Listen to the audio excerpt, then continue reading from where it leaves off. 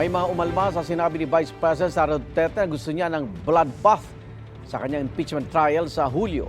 Si Pangulong Bongbong Marcos naman, ipapaubaya na raw ang proseso sa Senado na magsisilbing impeachment court.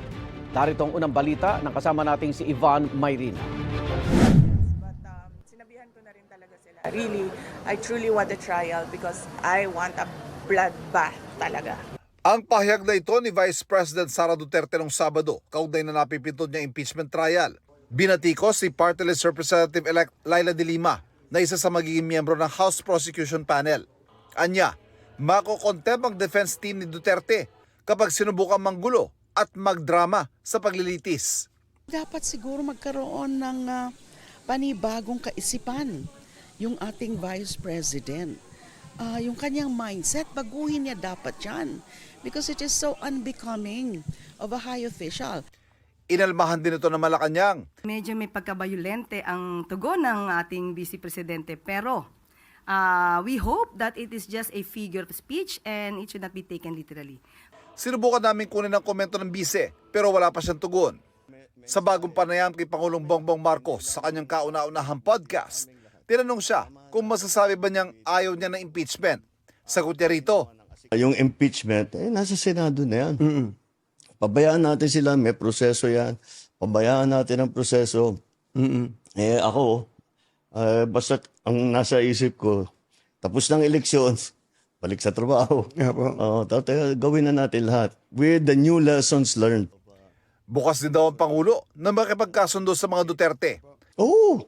Ako, ayoko ng gulo. Gusto ko makasundo sa lahat ng tao. Mas maganda, marami na akong kaaway. Hindi ko kailangan ng kaaway. Kailangan ko kaibigan. Hanggat maaari, ako, ang habol ko, yung stability, peaceful, para magawa namin yung trabaho namin. Kaya ako, laging akong bukas sa ganyan. I'm always open to any approach na, alika, magtulungan tayo. Diba? Kahit hindi tayo magkasundo sa polisiya, hindi tayo magkasundo. Gawin nyo yung trabaho pero wag na tayong nanggugulo. Wala pang tugon dito si Vice President Sara Duterte pero naiparating na raw ito sa kanya ayon sa Office of the Vice President.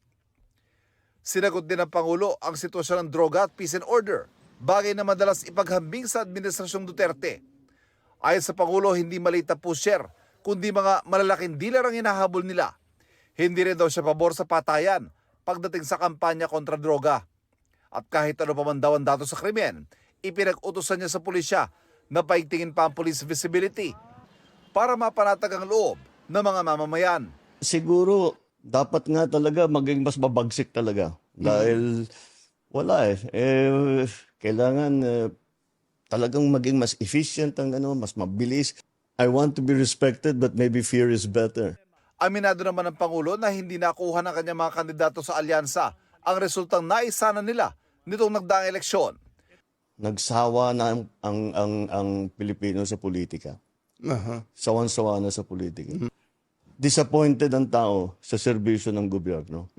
Hindi nila nararamdaman at masyadong mabagal ang galaw ng pagbubuo ng mga project na hindi pa nila maramdaman. Nang maupong Pangulo, masyado raw nilang pinagtuunan ng pansin ang mga malalaking proyektong pangmatagalan pero hindi agad ramdam ng tao. Tulad ng pangako niyang 20 pesos kada kilong bigas na inabot ng 3 taon bago na isa katuparan. Pagsiguro ng Pangulo, nakikinig ang Administrasyong Marcos sa hinaingat pangangailangan ng mga Pilipino at hinahanapan daw nila ng solusyon ang mga ito.